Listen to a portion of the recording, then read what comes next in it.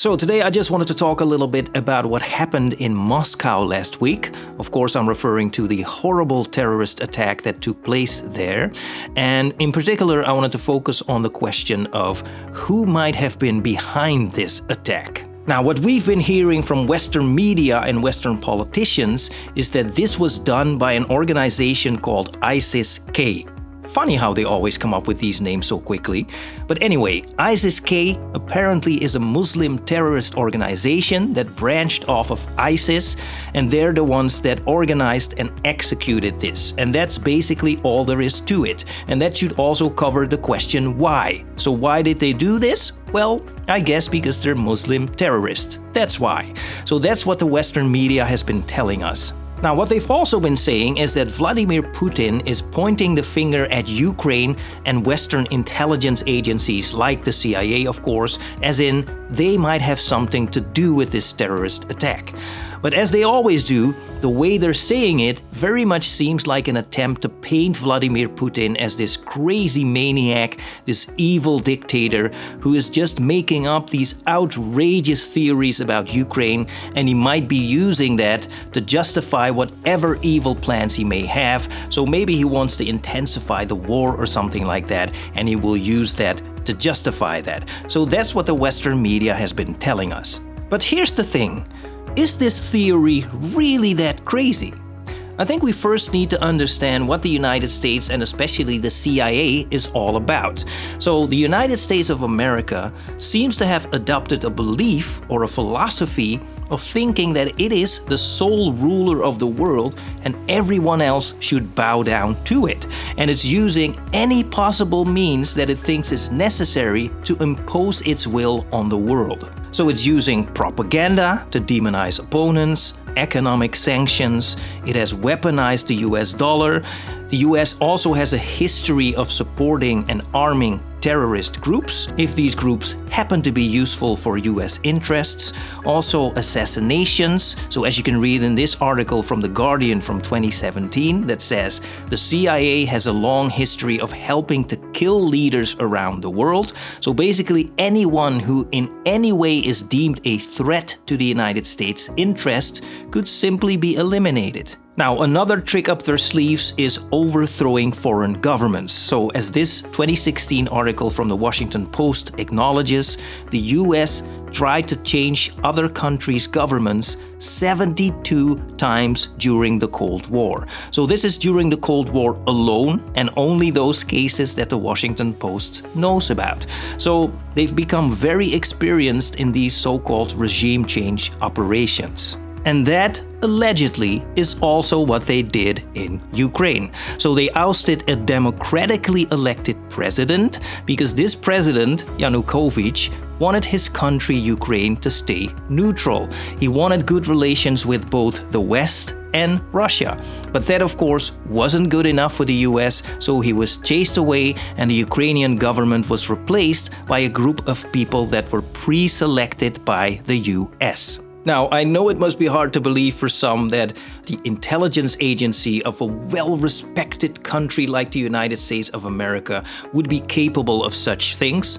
Well, better believe it, that is what the CIA is all about. Now, speaking of overthrowing the Ukrainian government, one very important player in all of this has been a woman called Victoria Nuland, who actually just announced stepping down as Undersecretary of State of the United States. Now, very recently, she made a pretty interesting remark. Let's listen to what she had to say. And as I said in Kyiv 3 weeks ago, this supplemental funding will ensure Putin faces some nasty surprises on the battlefield this year. Some nasty surprises, eh? Now let's understand something.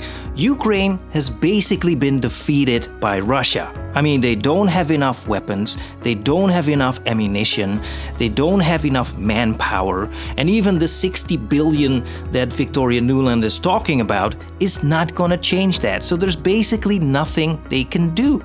So then, what might Victoria Nuland possibly have meant by some nasty surprises?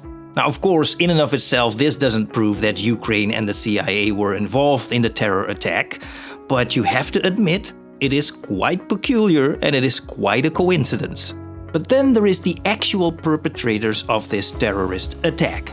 Now, it is very, very common for criminals, whether it's common thieves or rapists or murderers or terrorists, to, after they've done what they did, to either die, which by the way is not very uncommon historically for Muslim terrorists, so either die or to return home, to return to their base. Now, guess what direction these terrorists were fleeing in? Yup, you've guessed it, Ukraine. Another coincidence? Now, of course, even this is still no ironclad proof that Ukraine or the CIA did it. But then there is John Kirby. Now, for those of you that don't know, John Kirby is a US politician. He is a White House National Security Communications advisor, and he held a press briefing just after the attack happened. Now, at some point in this briefing, he was referring back to a security warning for US citizens that was issued by the US State Department a few weeks before this attack happened. Let's listen to what he said. You might have also seen, hopefully you saw our State Department, our embassy there, put out a notice to all Americans in Moscow to avoid any large gathering, concerts, obviously shopping malls, anything like that, just for their own safety. They should stay put where they are and stay plugged into the State Department for any additional updates and information. Wow, that is unbelievably accurate.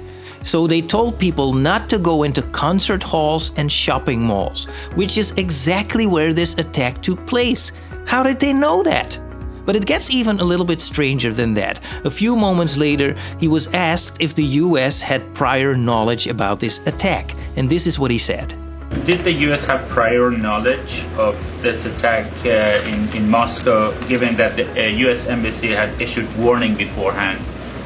I'm not aware of any advanced knowledge that we had of this terrible attack. On March 8th, the embassy warns of imminent attack in Moscow by extremists.